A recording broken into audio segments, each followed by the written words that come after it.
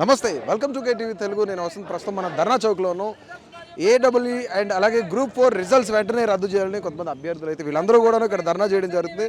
అసలు దీని యొక్క ముఖ్య ఉద్దేశం ఏంటో మనం ఒకసారి కనుక్కుందాం. సార్ చెప్పండి, అసలు మీ ముఖ్య ఉద్దేశం ఏంటి ఇక్కడ ధర్నా చేయడం? ఏ అన్ఎంప్లాయిడ్ అయినా ముఖ్య ఉద్దేశం ఏముంటుందంటే, చదువుకున్న తర్వాత అప్లికేషన్ పెట్టుకున్న తర్వాత ఎగ్జామ్స్ రాసిన తర్వాత ఇమీడియట్గా రిజల్ట్స్ వచ్చిన తర్వాత వాళ్ళకి సంబంధించిన మెరిట్ లిస్ట్ ప్రకారము ఎవరెవరికి ఎక్కడ పోస్టింగ్ ఇవ్వడానికి ఇది ఎగ్జిక్యూటివ్ బాడీ వాళ్ళకి నెల నెల జీతాలు ఇచ్చి కూర్చోబెట్టి పనిచేసేది. ఏపీపీఎస్సీ బోర్డు లాగానే టీఎస్పీఎస్సీ బోర్డు రెండు డివైడ్ అయిపోయిన తర్వాత రిక్రూట్మెంట్ బోర్డు అనేది ఉండేది దేనికోసము, వాళ్ళకి నెల నెల జీతం ఇచ్చేది ఈ పని చేయడం కోసము. అంతేగాని రాజకీయ నాయకులు ఒత్తుళ్లకో లేకపోతే రాజకీయాల పొలిటికల్ పార్టీస్ కోడ్ల కోసమో లేకపోతే ఎలక్షన్స్ వస్తున్నాయని కోడ్ కోసమో వెయిట్ చేసుకుంటూ కూర్చోవడం కోసం కాదు. అసలు ఎలక్షన్ కోడ్లకి కానీ తెలంగాణ టీఎస్పీఎస్ బోర్డు ఏదైతే ఉందో ఆ బోర్డు రిక్రూట్మెంట్కి కానీ సంబంధం లేని అంశాలు. కానీ ఒక నిరుద్యోగి అప్లికేషన్ పెట్టుకున్న తర్వాత నోటిఫికేషన్ ఇచ్చిన తర్వాత ఎగ్జామ్స్ కండక్ట్ చేసిన తర్వాత మీరు ఎగ్జామినేషన్స్ కూడా ఇప్పుడు పేపర్ కరెక్షన్స్ అన్నీ ఆన్లైన్ సిస్టంలో పెట్టి మీరు మెకానిజం మ్యాన్ మేడ్ కాకుండా ఇప్పుడు అంతా మెకానిజం మేడ్ రిజల్ట్స్ని మీరు డిక్లేర్ చేస్తున్నారు. దానికి ఇన్ని రోజులు ఎందుకు టైం తీసుకుంటున్నారు? మీకు చేత కావట్లేదా? చేత కాకపోతే పిఎస్ బోర్డు ఏదైతే ఉందో, తెలంగాణ స్టేట్ బోర్డు ఏదైతే ఉందో, మీకు రిక్రూట్మెంట్ చేత కాకపోతే రిజైన్లు చేసేస్తే మాలాంటి యువత వస్తుంది, వెంటనే పనిచేస్తుంది. మీరు 61 సంవత్సరాల వరకు, 62 సంవత్సరాల వరకు, 63 సంవత్సరాల వరకు మీరు రిటైర్మెంట్ ఏజ్ను పెంచుకుంటూ పోయి 55 సంవత్సరాల తర్వాత మీకు కాళ్ళు పనిచేయవు, కళ్ళు పనిచేయవు, నడుచుకోలేరు, సరిగ్గా మెదడు పనిచేయలేదు. ఇలాంటి స్టాఫ్ను మొత్తం అక్కడ పెట్టేసి లేజీగా వారం రోజుల్లో మీరు 3 రోజులు సెలవులు తీసుకొని, నెల రోజుల్లో మీరు 10 రోజులు పనిచేసి 30 రోజులు జీతాలు తీసుకొని ఇలాంటి యువత భవిష్యత్తు చేయడం కోసము మీరందరూ అక్కడ ఎందుకు? మీరందరూ ఇమీడియట్లీ రిజైన్ చేసేస్తే మమ్మల్ని రిక్రూట్ చేసుకుంటే మేము నెక్స్ట్ వచ్చే యువత ఎవరైతే ఉంటారో, నెక్స్ట్ ఆస్పిరెంట్స్ ఎవరైతే ఉంటారో వాళ్ళకి వార్ ఫుడ్ విధంగా మేము నోటిఫికేషన్స్ రిలీజ్ చేస్తాం. 24 గంటలు యువత పనిచేస్తుంది. ఇప్పుడున్న సీనియర్ ఎంప్లాయీ రిజైన్ చేస్తే 3 కొత్త ఎంప్లాయీస్ రిక్రూట్ అవుతారు. ఈ యొక్క అంశాన్ని ఎందుకు బోర్డు గ్రహించలేకపోతుంది? గవర్నమెంట్ ఎందుకు గ్రహించలేకపోతుంది? మిగతా వాళ్ళు కూడా ఎందుకు గ్రహించలేకపోతున్నారు? 55 సంవత్సరాల తర్వాత మన లైఫ్ స్పాన్ ఇక్కడ చూసుకుంటే కూడా ఏ రాష్ట్రంలో కూడా 55 ఇయర్స్ వస్తే ఇమీడియట్గా వాళ్ళకి హాస్పిటల్లో మడి తిరుక్కోవడానికి వాళ్ళకి లక్షల రూపాయలు జీతాలు ఇస్తున్నారు. అదే కొత్త రిక్రూట్మెంట్లో మీరు ఇమీడియట్గా కానీ ఫుల్ చేసుకుంటే 1,00,000 రూపాయలకి 3 ఎంప్లాయీస్ వస్తున్నారు.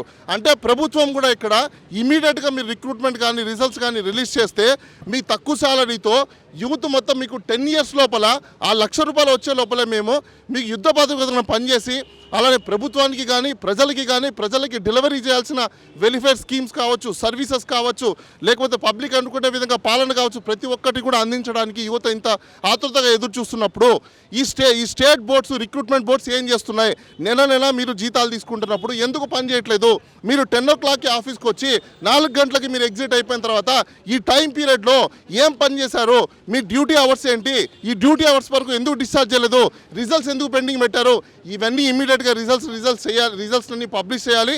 ఇమీడియట్గా కన్సర్న్ చైర్మన్ ఎవరైతే ఉంటారో, ఇప్పుడు ఒకవేళ చైర్మన్ ఇంకా అపాయింట్ అవ్వకపోతే దీన్ని చీఫ్ మినిస్టర్ గారు ఇమీడియట్గా తీసుకొని అదేవిధంగా గవర్నర్ గారితో కూర్చొని మాట్లాడి ఇమీడియట్గా బోర్డుకి డైరెక్షన్స్ ఇప్పించి అక్కడున్న ఎంప్లాయీస్తో మిగతా పనులను ఆపెట్టి ఈ రిజల్ట్స్ ఏదైతే ఉన్నాయో వితిన్ 24 hours లోపల రిజల్ట్స్ డిక్లేర్ చేయాలని చెప్పేసి మేము డిమాండ్ చేస్తున్నాం. అంటే ఎంతకాలం అవుతుంది ఇంకా రిజల్ట్స్ ఫైనల్ చేయడానికి కారణం? యాక్చువల్గా మాకు 3 డిమాండ్స్ ఉన్నాయి సార్. 3 ప్రాబ్లమ్స్ కూడా ఉన్నాయి ఇక్కడ. ఏంటంటే, ఒకటి, ఫస్ట్ ఆఫ్ ఆల్ ఏవైతే ఎగ్జామ్స్ కండక్ట్ చేశారో వాటి యొక్క రిజల్ట్స్ తొందరగా ఇచ్చేసేయాలి. Within 24 hours 48 hours result declare చేయాలి. అది సెకండ్ వచ్చేసి ఇంతవరకు ఏవైతే ఎగ్జామ్స్ ఆన్గోయింగ్ ప్రాసెస్ ఉన్నాయో వాటి డేట్స్ ఇవ్వాల్సి ఉంది. అండ్ మూడోది ఏంటంటే బోర్డ్ ఇష్యూస్ ఉన్నాయి. ఇక్కడ 2021 డిసెంబర్లో మనకు నోటిఫికేషన్ 50,000 నోటిఫికేషన్ అని కేసీఆర్ ప్రభుత్వం చెప్పింది. అప్పటి నుంచి ప్రిపేర్ అవుతారు స్టూడెంట్స్. ఆల్మోస్ట్ 3 years అయిపోయింది. నోటిఫికేషన్ వచ్చేసి 1.5 year అయిపోయింది. మేము ఎగ్జామ్ రాసి 7 months అయిపోయింది. ఇంతవరకు జీఆర్ఎల్స్ లేవు, ఫైనల్ కీస్ లేవు, ఏవి లేవు. ఆయన ఇప్పుడు ఏంటంటే బోర్డు ప్రక్షాళన అంటున్నారు. బోర్డు ప్రక్షాళన వారు రిజిగ్నేషన్ చేస్తే గవర్నర్ యాక్సెప్ట్ చేయలేదు. ఎక్కడైతే కాంగ్రెస్ గవర్నమెంట్ ఉందో అపోజిట్ ఉన్న బీజేపీ గవర్నమెంట్ చాలా దగ్గర గవర్నర్ ఇలాంటి ఇబ్బందులు పెడతా ఉంది, ఏదో ఒక లూప్ హోల్ పెట్టి. ఇప్పుడు వాళ్ళు రిజిగ్నేషన్ యాక్సెప్ట్ చేయలేదు. వాళ్ళు రిజిగ్నేషన్ యాక్సెప్ట్ చేయనప్పుడు కొత్త బోర్డు మెంబర్స్ని పెట్టే అవకాశం గవర్నమెంట్కి లేదు. వాళ్ళు యాక్సెప్ట్ చేయరు, వీళ్ళు పెట్టరు. ఈ మధ్యలో మనకి ఎంపీ ఎలక్షన్స్ అని, పంచాయతీరాజ్ ఎలక్షన్స్ అని, జెడ్పీటీసీ అని, జిహెచ్ఎంసీ అని, ఈ ఎమ్మెల్సీ ఎలక్షన్స్ అని వస్తున్నాయి. మళ్ళీ కోడ్ ఇష్యూస్ వస్తే మళ్ళీ ఇది పక్కన పడిపోతుంది. సో ఎన్ని రోజులు ఇట్లా వెయిట్ చేయాలి? ఆల్రెడీ టీఆర్ఎస్ ప్రభుత్వంలో చనిపోయారు. ఇప్పుడు కాంగ్రెస్ ప్రభుత్వంలో వచ్చినా కూడా ఇంకా సెలెక్ట్ అయిన వాళ్ళకి చనిపోతాయి ఇంకెన్ని రోజులు ఇట్లా. సో రిజల్ట్స్ ఎప్పుడు ఇస్తారు? ఒక్కరోజు 10-15 రోజులే కదా, కొంత టైం పట్టొచ్చు అని చెప్పి గవర్నమెంట్ అనుకుంటే రాత్రి రోడ్లు వేస్తారు, రాత్రి పనులు చేస్తారు గవర్నమెంట్ అనుకుంటే. సరే, చాలా పెద్ద సివియర్ ఇష్యూ. నిన్న రేవంత్ రెడ్డి గారు ఇదే ధర్నా చౌక్లో ఏం చెప్పారు? నిన్న నిరుద్యోగుల వల్లనే మేము గెలిచామని చెప్పారు. మరి నిరుద్యోగుల వల్ల గెలిచినప్పుడు నిరుద్యోగ సమస్య మెయిన్ మోటో కింద ఎందుకు తీసుకోరు? ఖచ్చితంగా దీన్ని సీరియస్గా తీసుకొని విత్ ఇన్ ఏ వీక్ జేఆర్ఎల్ ఏవైతే ఇవ్వలేరో వాటి జేఆర్ఎల్స్ ఇవ్వాలి, వెరిఫికేషన్ లిస్ట్ పిలవాలి, ఖచ్చితంగా అపాయింట్మెంట్స్ చాలా తొందరగా వచ్చేలా చూడాలి. ఆయన ఆల్రెడీ ఎగ్జామ్స్ ఏవైతే డేట్స్ ఉన్నాయో అవి ప్రకటించాలి. ఇప్పుడు ఏమంటారు తెలుసా? ఈ బోర్డు ప్రక్షాళన మధ్యలో పెట్టేసరికి ఖచ్చితంగా ఇప్పుడు కోడ్ ఇష్యూస్ వస్తాయి. మళ్ళీ 6 నెలలు మే జూన్ వరకు ఇట్లనే ఉంటాయి. ఇంకెన్ని రోజులు వెయిట్ చేయాలి? సో ద మెయిన్ ఇష్యూ ఏంటంటే గవర్నర్తో మీరు మాట్లాడతారా, మళ్ళీ బోర్డు మెంబర్స్ని తీసుకొస్తారా అనేది పెద్ద మ్యాటర్. ఇక్కడ చాలామంది సిట్టింగ్ జడ్జి గురించి మాట్లాడుతున్నారు. గవర్నర్ కానీ టీఎస్పీఎస్సీ బోర్డు కానీ అట్ ద సేమ్ టైం మన హైకోర్టు జడ్జి కానీ ఈక్వల్ పవర్స్ ఉంటాయి. సుప్రీంకోర్టు జడ్జి ఇన్వాల్వ్ అయ్యి సిట్టింగ్ జడ్జిమెంట్ వేయాలి.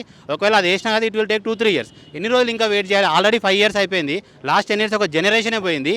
ఇప్పటికి కూడా ఇంకా వెయిట్ చేయాలి. రిజల్ట్స్ వచ్చిన తర్వాత మెరిట్ లిస్టులు అందరూ కూడా జేఆర్ఎల్లో సెలెక్ట్ అయిన వాళ్ళు అందరూ కూడా ఏడబ్ల్యూ వచ్చిన వాళ్ళు స్టిల్ దే ఆర్ వెయిటింగ్. ఇంకా ధర్నా చౌక్లో కూర్చోవాల్సిన పని ఏంటి మాకు? అసలు ఇదంతా ఎవరు చేయాలి? గవర్నమెంట్ చేయాలి. మా పని ఏంది? మేము ఎగ్జామ్స్ రాసి ఇంట్లో కూర్చుంటే రిజల్ట్స్ ఇస్తే మేము జాయిన్ అవ్వాలి. ఎగ్జామ్స్ కోసం మేమే కొట్లాడాలి, రిజల్ట్స్ కోసం మేమే కొట్లాడాలి, అపాయింట్మెంట్ కోసం మేమే కొట్లాడాలి, చనిపోయిన వాళ్ళ కోసం కూడా మేమే కొట్లాడాలి, చనిపోకుండా ఆపడం కూడా మేమే కొట్లాడాలి. మన గవర్నమెంట్ ఎందుకుంది? అసలు గవర్నమెంట్ ఎందుకుంది? సో ఖచ్చితంగా దీన్ని చాలా సీరియస్ ఇష్యూ కింద తీసుకొని 100% విత్ ఇన్ 1 weekలో మొత్తం రివ్యూ చేసి ప్రాబ్లమ్ సాల్వ్ చేసి నిరుద్యోగుల సమస్యలు తీర్చాలని చెప్పి మేము కోరుకుంటాం. ఎన్ని ఇయర్స్ అవుతుంది మీరు ఎగ్జామ్స్ రాసి? మేము ఫస్ట్ టైం ఎగ్జామ్ రాసి ఆల్మోస్ట్ 1 year అయిపోయింది. January 22కి ఫస్ట్ టైం ఎగ్జామ్ రాసినాము, May 22కి సెకండ్ టైం ఎగ్జామ్ రాసినాము. 7 months అవుతుంది. ఇంతవరకు రిజల్ట్ లేదు, డాక్యుమెంట్ వెరిఫికేషన్ లేదు, అపాయింట్మెంట్ లేదు. వెంటనే డాక్యుమెంట్ వెరిఫికేషన్ చేసి రిజల్ట్ ఇవ్వాలని మేము గవర్నమెంట్ని కోరుకుంటున్నాం. మేము ఫస్ట్ అంటే ఏడబ్ల్యూ అనే ఎగ్జామ్ ఉంటుంది మనకి 12/22 నోటిఫికేషన్, మరియు చాలా కంప్లీట్ 18 ఎగ్జామ్స్ కంప్లీట్ అయినాయి బీఆర్ఎస్ ఉన్నప్పుడు ఎలక్షన్ కోడ్ కంటే ముందు. సో మమ్మల్ని లాస్ట్ ఏం చేశారంటే 95% రిక్రూట్మెంట్ అయిపోయి 5% కోసం మిమ్మల్ని సంవత్సరాలు టార్చర్ చేసినట్టు ఉంది మా పరిస్థితి. సో మాకు వెంటనే అపాయింట్మెంట్స్ కానీ డీవీ కావాల్సిన డీవీ కానీ జిఆర్ఎల్స్ కానీ ఇస్తే ఈ కొంచెం పని అయిపోయింది. మీ రీఫార్మ్స్ మీరు ఆ 2 లక్షల జాబులు ఇవ్వాలన్నా మీరు అనుకున్నవి ఇప్పుడున్న హార్జెంటల్ రిజర్వేషన్ ఇష్యూ మరియు కోర్టు కేసులు ఏమన్నా ఉంటే అవి ఇవ్వకుండా మీరు అది అసాధ్యం అది చేయటం. సో మన డాక్యుమెంట్ వెరిఫికేషన్ ఫర్ ఏడబ్ల్యూ అపాయింట్మెంట్స్ ఇచ్చి జిఆర్ఎల్ మరియు Group 4 మిగతా ఎగ్జామ్స్ పరిస్థితి తర్వాత, ఎందుకంటే మీరు టీఎస్పీఎస్సీ రిఫార్మ్స్ అన్నారు, అక్కడ గవర్నర్ మేడం యాక్సెప్ట్ చేయదు. అవి అట్లనే ఉంటాయి. ఉన్న రోజులు మేము ఎట్లే ఉండమంటారా? మీరు మీకు రిజల్ట్స్ ఎగ్జామ్స్ అయిపోయి ఒక 10 రోజులకే 4 రోజులకి మీరు స్టేట్ మొత్తం క్యాలిక్యులేట్ చేసి అంత రిజల్ట్స్ తెప్పించుకున్న వాళ్ళు మేము ఒక 1000 మందిని మీరు ప్రాసెస్ చేసి మా రిజల్ట్స్ ఇవ్వడానికి మీకు ఏంటో ఇబ్బంది అర్థం కావట్లా. మీకు ఇప్పుడు ఎలక్షన్స్ అయిపోయి 1 సంవత్సరం రోజులు ఆపితే రిజల్ట్స్ ఇవ్వకుండా ఈ సిచ్యువేషన్లో ఉంటే తెలుస్తుంది ఎమ్మెల్యేలకు కానీ కన్సర్న్ పర్సన్స్కి కానీ. సో మాకు ఏ పార్టీతో సంబంధం లేదు, మేము అందరికీ సమాధానంలో ఉన్నాం. కొత్త ప్రభుత్వం పాత ప్రభుత్వం ఎవరైనా మా సమస్యలన్నీ పరిష్కరించి మాకు త్వరగా రిజల్ట్స్ ఇస్తే మేము సమాజానికి సేవ చేయడానికి రెడీగా ఉన్నాం. మీరు మమ్మల్ని మెరిట్ స్టూడెంట్స్ని ఒక ఎలిజిబుల్ ఉన్నవాడిని రూమ్లోనే కూర్చోబెట్టి ప్రెస్ చేసి దేశానికి మంచిది కాదు, వేరే ఓల్డ్ కంట్రీస్ లెక్క అయిపోతుంది మనం కూడా పరిస్థితి. సో అది మా రిలీజ్ ఏడబ్ల్యూ రిజల్ట్స్ వెంటనే, ఏడబ్ల్యూ రిజల్ట్స్ వెంటనే, రిజల్ట్స్ వెంటనే, కొత్త ప్రభుత్వం వెంటనే, కొత్త ప్రభుత్వం వెంటనే,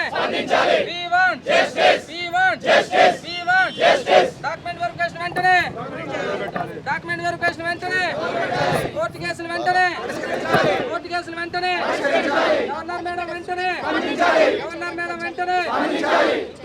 ఇంకెన్నాళ్ళు unemployed youth life also. Please subscribe to KTV Telugu. KTV Telugu. KTV Telugu channel.